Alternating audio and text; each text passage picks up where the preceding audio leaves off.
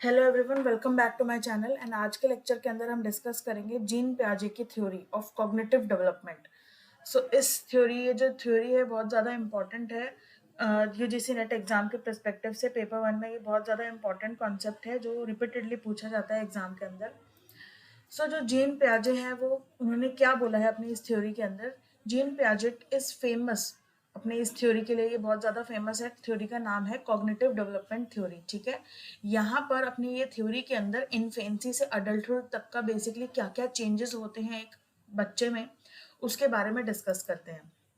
Cognitive development जो है वहाँ पर रिजल्ट बताया गया है कि वो चीज़ें या वो कैपेबिलिटीज़ जब बच्चा पैदा होता है तो उनमें क्या कैपेबिलिटीज़ होती हैं, एंड धीरे धीरे अपने एनवायरनमेंट में वो कई सारी चीज़ें नई सीखता है।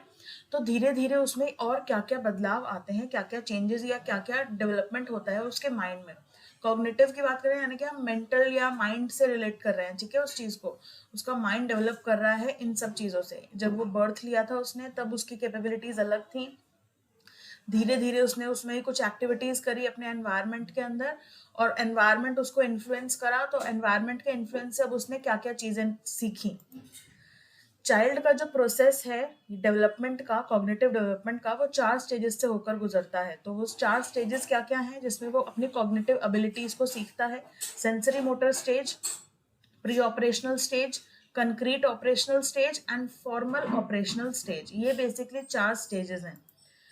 तो अब देखो, जो चाइल्ड है वो इन 4 स्टेजेस से तो गुजर रहा है और यहाँ पर उसका मेंटल डेवलपमेंट हो रहा है। ये थ्योरी बेसिकली फोकस करती है कि बच्चा क्या समझ रहा है और किस तरीके से नॉलेज को एक्वायर कर रहा है। ठीक है, तो जो सेंसरी मोटर स्टेज है वो जब से बच्चे का बर्थ हुआ तब से 2 साल तक ये वाली स्टेज रहती है। इसके बाद प्री ऑपरेशनल स्टेज आ जाती है बच्चा जब 2 साल से 7 साल तक का रहता है। कंक्रीट ऑपरेशनल स्टेज तब आती है जब बच्चा 7 से 11 साल तक का हो जाता है।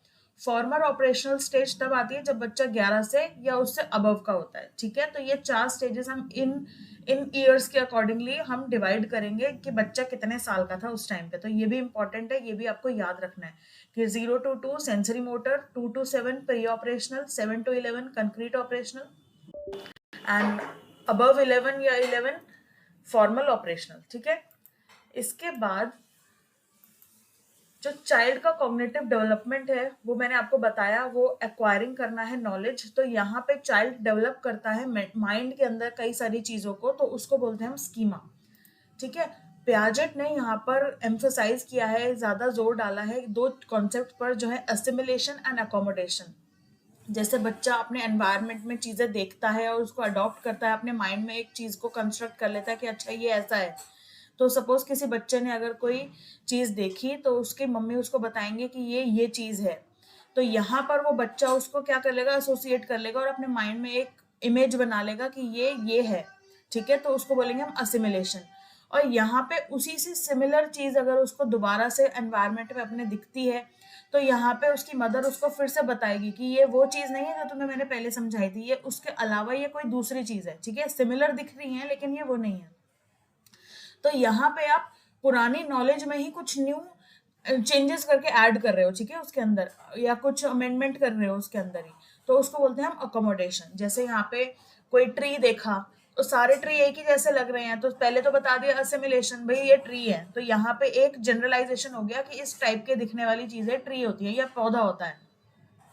उसके बाद आप डिफ्रेंसिएशन कर रहे हो कि ये अलग पौधा है, ये अलग पौधा है, ये अलग पौधा है। ऐसे ही अगर कोई 4 पैर वाला जानवर देखा तो यहाँ पे हम एसिमिलेशन के अंदर पहले एक बता रहे हैं उसको कि ये जानवर है कोई।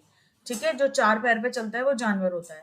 लेकिन यहाँ पर अकोमोडेशन के अंदर हम क्या कर रहे हैं, डिस्क्रिमिनेशन कर रहे हैं कि जो 4 पैर वाला हर एक जानवर होता है वो एक नहीं होता। जैसे गाय भी होती है, गधा भी होता है, हॉर्स भी होता है। ठीक है, इसके बाद आता है कॉग्निटिव डेवलपमेंट थ्योरी के अंदर जो जो स्टेजेस बताई। जैसे कि मैंने बताया, ये जो स्टेजेस के अंदर ये ईयर्स हैं वो ज्यादा इंपॉर्टेंट है। कई बारी आपको कंक्रीट ऑपरेशनल और फॉर्मल ऑपरेशन में जो ईयर्स हैं वो 7 to 11 दिखेगा और कई बारी 7 to 12 ईयर्स दिखेगा, तो आप इसमें कंफ्यूज मत होना।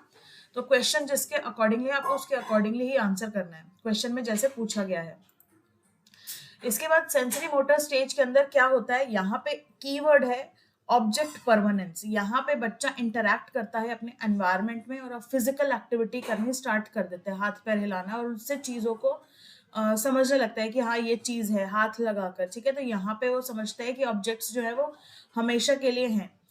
प्री ऑपरेशनल स्टेज जो है वो यहाँ पर चाइल्ड जो है सिंबल्स को समझने लग जाता है। तो यहाँ पर प्री ऑपरेशनल स्टेज का जो कीवर्ड है वो है ईगोसेंट्रिक, यहाँ पर बच्चा ईगोसेंट्रिक हो जाता है। कंक्रीट ऑपरेशनल स्टेज के अंदर बच्चा जो है धीरे धीरे कई सारी चीजें और अंडरस्टैंड करने लगता है और धीरे धीरे बात करने लगता है। तो यहाँ पे मेटाकॉग्निशन उसका अच्छा हो जाता है एंड रैशनल थिंकिंग करने लगता है, वो रीजनिंग थोड़ी बहुत करने लगता है। इसके बाद फॉर्मल ऑपरेशनल स्टेज के अंदर यहाँ पे कीवर्ड है आपका हाइपोथेटिकल आइडियाज, की यहाँ पर जो बच्चा है या जो वो पर्सन है वो धीरे धीरे और कई सारी चीजों को सीखने लगता है, सोचने लगता है, हाइपोथेटिकल जो असल में नहीं है ऐसी चीजों को भी सोचने लगता है। तो कंक्रीट थिंकिंग हो जाती है उसकी यहाँ पर।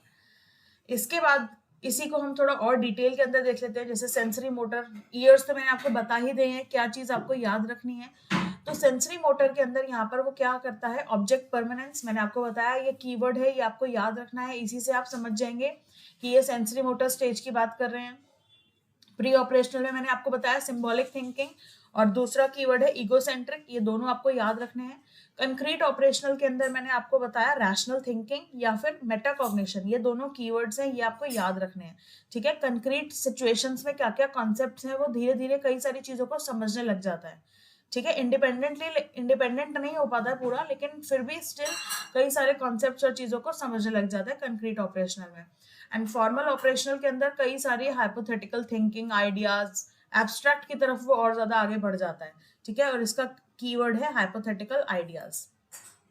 सो that's it for now, thank you so much for watching. Hopefully आपको ये चीजें समझ में आ गई होंगी and see you in my next video.